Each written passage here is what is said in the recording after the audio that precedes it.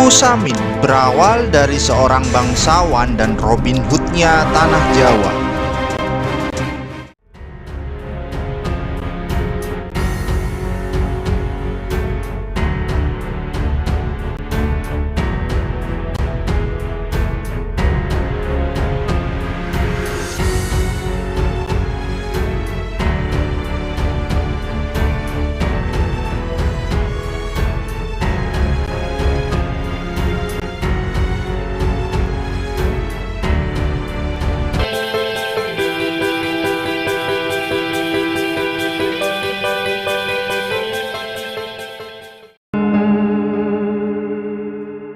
Selama ini, masyarakat Indonesia banyak mengagumi sikap atas suku Samin yang berbeda dengan kebanyakan orang.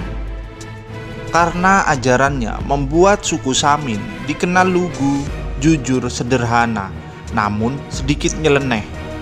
Banyak yang tidak tahu dengan asal-muasal berdirinya suku Samin yang unik ini. Nah, channel Lingkaran Hitam akan mengulasnya lebih dalam dari berbagai sumber yang ada. Suku Samin, kata Samin sendiri berasal dari nama seorang penduduk, yakni Ki Samin Suren Sentiko, yang lahir pada tahun 1859 di Desa Poso, Kabupaten Blora, Jawa Tengah. Dulu, Samin dianggap sebagai residivis oleh pemerintah Belanda.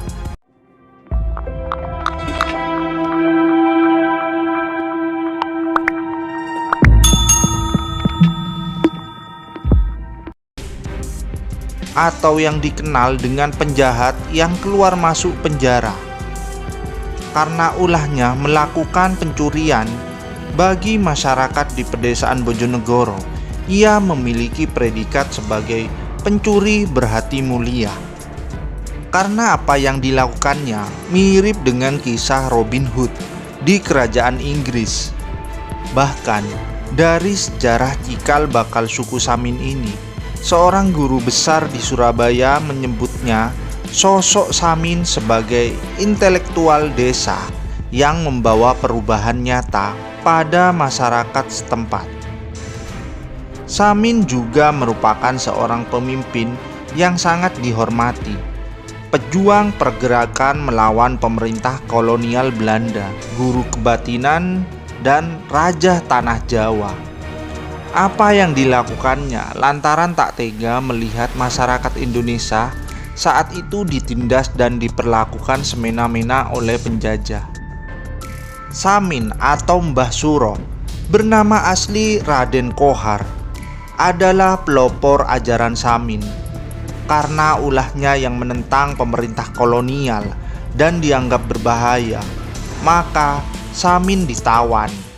Selama masa pembuangannya di Sawah Lunto, ia pernah menjadi kepala tambang di salah satu lubang tambang batu bara.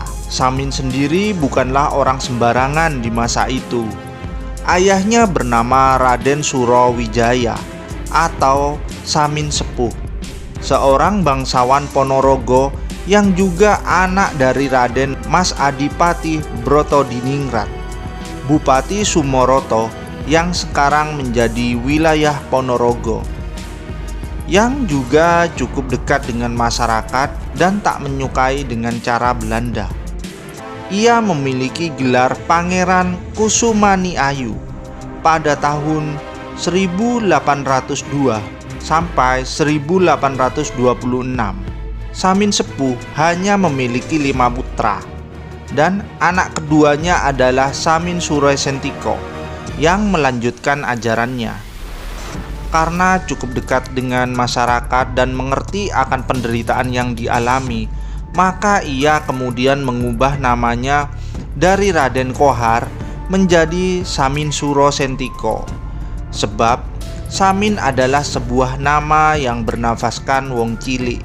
Menurut ahli sejarah, para pengikutnya menganggap Samin Suren Sentiko sebagai sosok Bima dari Pandawa, karena dari sifat-sifatnya yang tak sopan dan kasar, tetapi memiliki hati jujur, murah hati, dan sabar.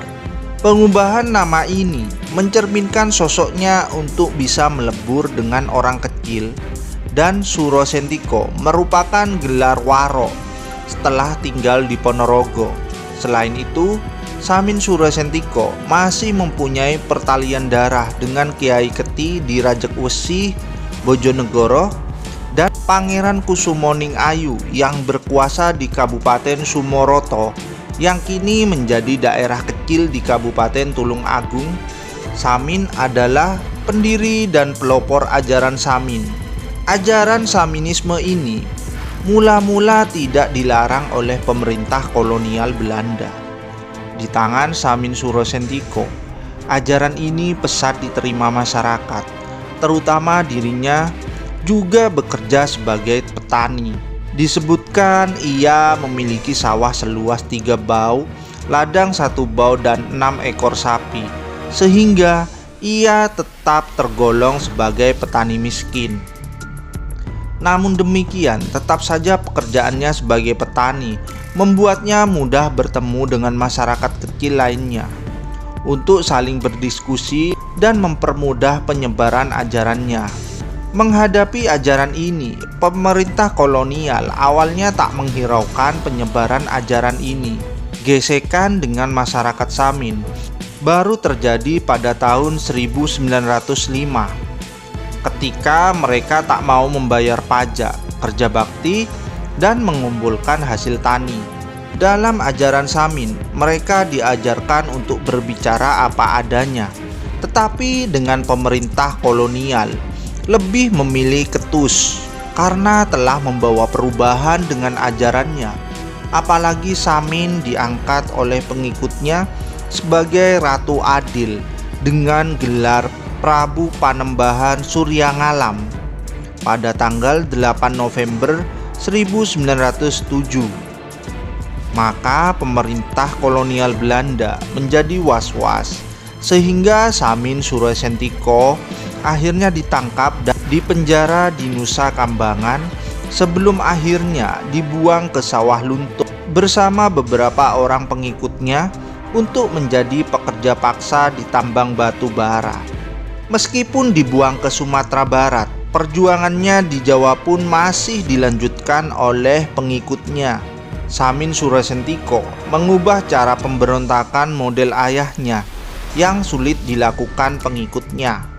Maka dari itu, Samin Suro Sentiko mengajak pengikutnya mengasingkan diri ke dalam hutan dengan cara memperoleh massa menampilkan kesenian reog Ponorogo yang saat ini dikenal dengan barongan Blora. Namun, kemudian Suro Sentiko dan pengikutnya ditangkap kolonial Belanda, bahkan merampas barongan yang digunakan pengumpulan massa dan dilarangnya pementasan barongan di kalangan pengikut Samin. Apa yang dilakukan Samin dengan ajarannya membawa perubahan besar kala itu. Samin wafat dalam pengasingan oleh Belanda di Kota Padang, Sumatera Barat pada tahun 1914. Namun demikian, pasca kepergiannya, perlawanan di Jawa berangsur-angsur mulai surut oleh para pengikutnya, terutama adanya penangkapan yang terus dilakukan oleh pemerintah kolonial. Walaupun perlawanan gerakan Samin terhadap pemerintah kolonial Belanda reda, namun ajaran Samin tetap eksis hingga sekarang. Meski di tengah kehidupan modern, suku Samin tetap memegang ajaran Saminisme dari leluhurnya. Masyarakat Samin memang dikenal dengan keluguan, kejujuran, dan sikap apa adanya yang terkadang nyeleneh bagi orang lain. Namun di balik itu ada pesan, terutama mengenai kejujuran yang bisa diteladani dari kehidupan suku Samin.